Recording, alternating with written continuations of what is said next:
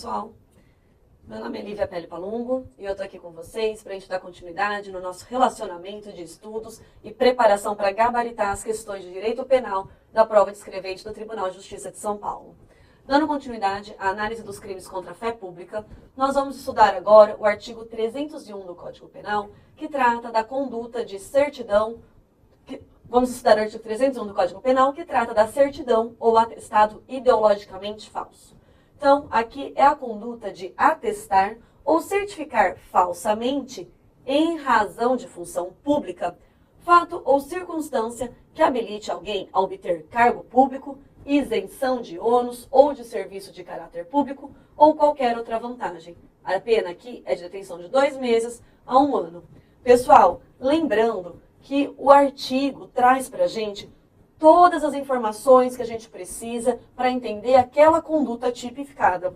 Então, aqui, nós vamos, mais uma vez, nos nossos estudos, destrinchar o artigo, quebrar o artigo para entender o que o legislador quis tutelar nessa situação e como que o examinador pode perguntar para a gente. Então, vamos à análise deste artigo. O bem jurídico, mais uma vez aqui tutelado, é a fé pública, mas a fé pública, em especial, das certidões ou atestados usados para habilitar pessoa a obter cargo público, isenção de ônus ou de serviço de caráter público, ou qualquer outra vantagem. Pessoal, lembrando lá no enunciado, quem é o nosso sujeito ativo deste crime? Vamos voltar lá? Então, o enunciado, ele traz para a gente todas as informações que a gente precisa. Quem é o sujeito ativo aqui dessa questão? Atestar ou certificar falsamente, em razão de função pública. Quem que tem função pública? Aquela pessoa que tem função pública é o sujeito ativo do nosso crime. Então, o nosso crime aqui é crime próprio, cujo sujeito ativo é o funcionário público. Mas atenção, pessoal, aqui é o funcionário público em razão da função pública. Então, é aquela conduta praticada por funcionário público no exercício das suas funções, ok? Aqui não trata-se de crime comum, não é qualquer pessoa. Aqui é crime próprio do funcionário público no exercício da sua função. Aqui, novamente, o particular pode participar desse crime, desta conduta? Mais uma vez, a gente aplica o disposto no artigo 30 da Lei Penal.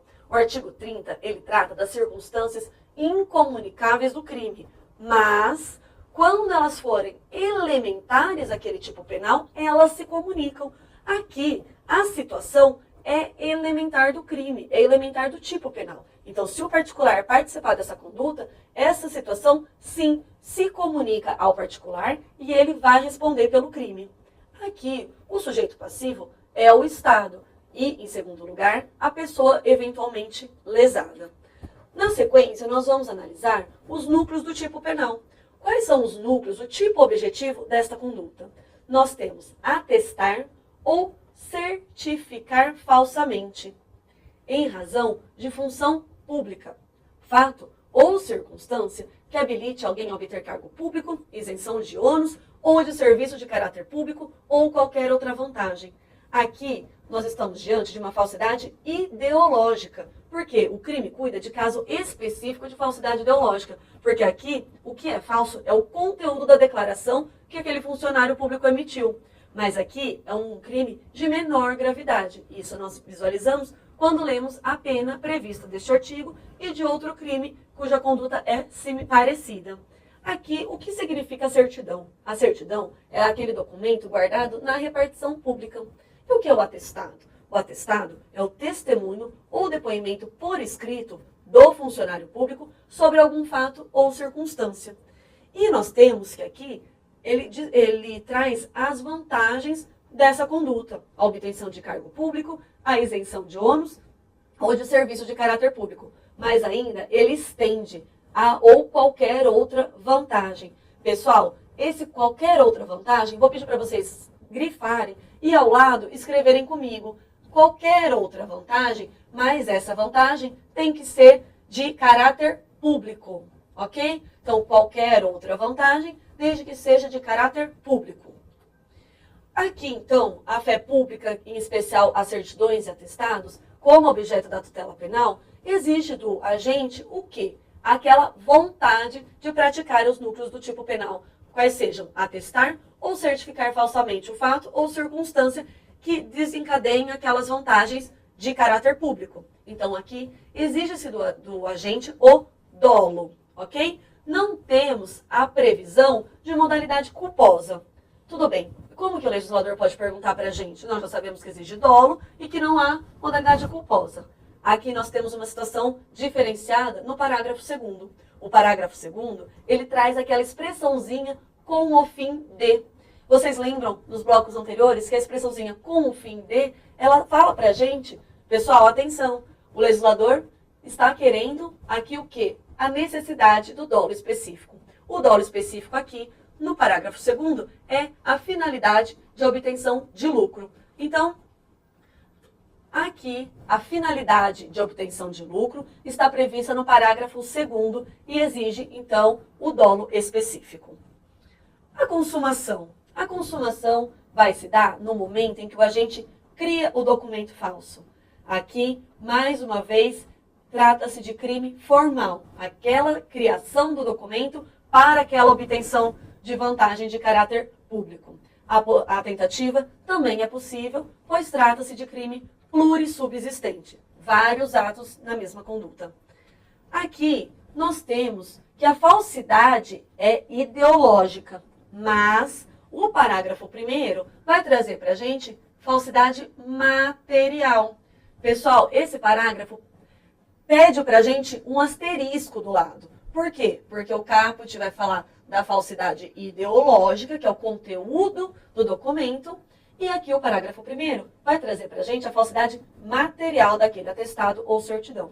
Então, essa conduta prevista no parágrafo 1º traz a conduta de falsificar no todo ou em parte atestado ou certidão, ou alterar o teor de certidão ou de atestado verdadeiro para prova de fato ou circunstância que habilite alguém a obter cargo público, isenção de ônus ou de serviço de caráter público ou qualquer outra vantagem. A pena é de detenção de 3 meses a 2 anos. Aqui, na leitura, a gente tem alguma expressão de função pública que tem no caput do artigo, que pede que seja praticado por funcionário público, que é um crime próprio? Não. Então, este crime aqui é um crime comum, ou seja, pode ser praticado por qualquer pessoa. E então, aqui é crime comum e a falsidade é material, é a forma do documento e não mais o conteúdo do documento, em que prevê a falsidade ideológica no caput do artigo. Na sequência, nós temos a forma qualificada do artigo, que é aquela situaçãozinha do dolo específico. Aqui nós temos então a expressão com o fim de. Essa expressão, ela traz para a gente a necessidade que o legislador impõe nessa conduta de que o agente tenha o dolo específico desta finalidade. A finalidade aqui do parágrafo 2º é a obtenção de lucro. E aqui, então, será aplicada a pena privativa de liberdade. Então, nós temos a necessidade, a intenção de lucro, e nós temos a diferença de pena, que será de pena privativa de liberdade e de multa.